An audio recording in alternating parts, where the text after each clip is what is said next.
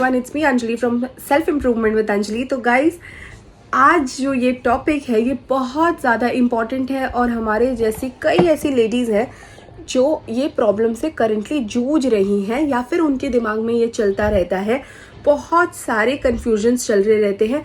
तो ये जो टॉपिक है ये बहुत ज़्यादा रिलेटेबल है हर औरत जिसकी इंटरकास्ट मैरिज हुई है। तो गाइस टॉपिक जैसे कि मैं आपको बताने वाली हूँ वो है intercaste marriage problems faced by women.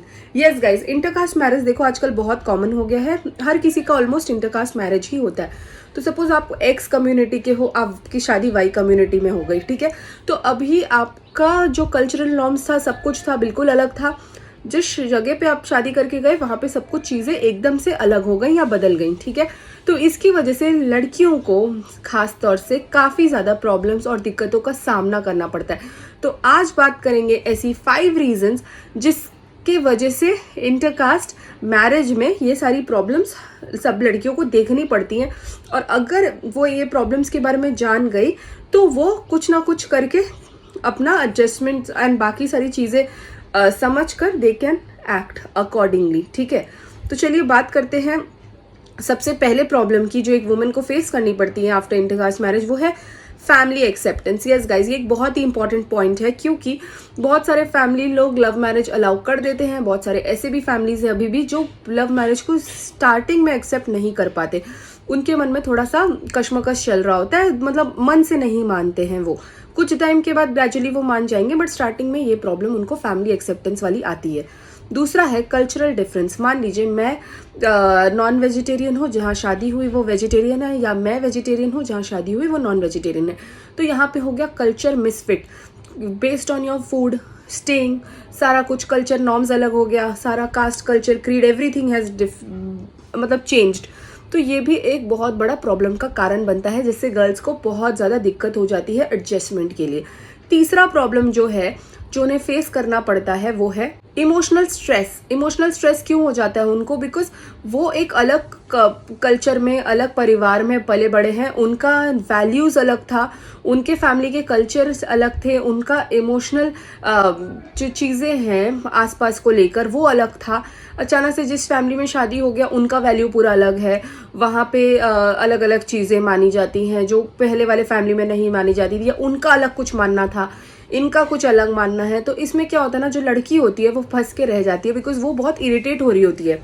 वो तो शादी इसलिए की है क्योंकि वो लड़के से प्यार करती थी या लड़का उससे प्यार करता था, इसलिए उसने लव मैरिज किया। एंड स्टार्टिंग में सब कुछ बहुत लवी डवी ही लगता है, तो आदमी को लगता है कि नहीं यार ठीक है, प्यार के लिए वी विल एडजस्ट, या जो भी what ever the issue is, तो उनको वो कर लेते हैं।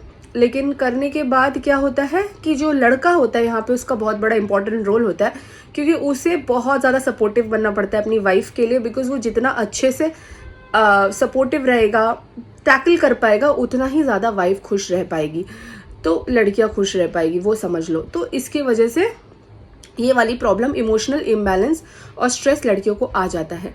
फोर्थ प्रॉब्लम जो अराइज होता है वो है रेजिंग चिल्ड्रन। जब बच्चे होते हैं ना तो उसमें लैंग्वेज बैरियर बहुत बड़ा एक रोल प्ले कर देता है। बिकॉज जो लड़की है वो तो डेफिनेटली वो जिस लैंग्वेज में कंफर्टेबल है, या जो उसको अच्छा लगता है, या जो उसका कंफर्ट लेवल है, बेसिकली वो अपने बच्चे को हमेशा अपने कंफर्ट लेवल के हिसाब से चीज़ें सिखाना चाहेगी, और जो गलत बिल्कुल भी नहीं है।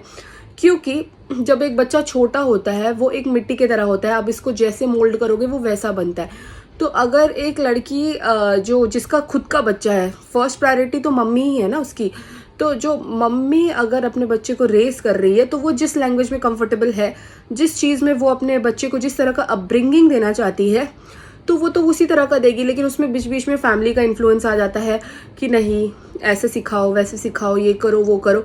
ग्रेजुअली बच्चा सभी कुछ सीख जाएगा, लेकिन जब बच्चा एक बहुत ही टेंडर एज में होता है, 2-3 साल ग्रोइंग फेज, 4-5 साल वाला फेज में होता है, तब उसको अगर अलग अलग लैंग्वेज, अलग अलग कल्चर, क्रीड इतना ज़्यादा उसके दिमाग में घुसना, मतलब अगर सब कोई डालना शुरू कर दे तो बच्चा पजल्ड हो जाता है, कंफ्यूज हो जाता है, पैनिक होने लगता है, बच्चा का अपब्रिंगिंग में प्रॉब्लम होता है।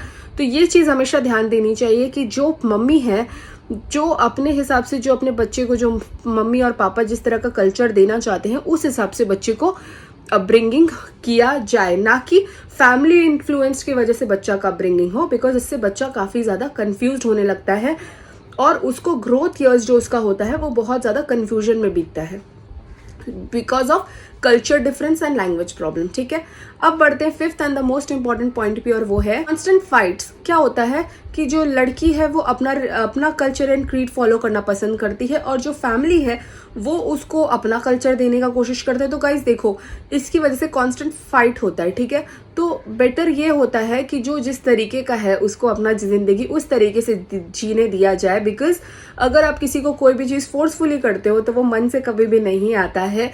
कॉन्स्टेंटली आपका फाइट्स बढ़ेगा, वो आप उसको रिस्पेक्ट नहीं करोगे, वो आपके कल्चर को रिस्पेक्ट नहीं करेगा। तो इट्स बेटर कि आप अपना कल्चर रिस्पेक्ट करो और जो लड़की है उसको उसका कल्चर एक्सेप्ट करने दो या अपने हिसाब से चलने दो।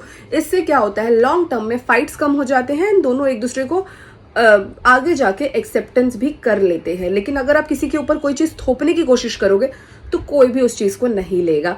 तो guys I hope all the women जो मदर इन लॉज हैं या रिसेंटली मैरिड हैं या फिर जो रिसेंटली इंटरकास्ट मैरिज के बारे में सोच रहे हैं, ये जो प्रॉब्लम्स है इसका मैंने बहुत ही अच्छे तरीके से आपको प्रॉब्लम्स बताया और कहीं कहीं हद तक उसका सलूशन, काफी सारी चीजें आपके लिए इजी हो जाएगी। तो गाइज आई होप आपको वीडियो अच्छी लगी तो please like share and subscribe my channel और बहुत जल्दी मिलते हैं किसी नेक्स्ट वीडियो पे। Till then bye, take care and thank you.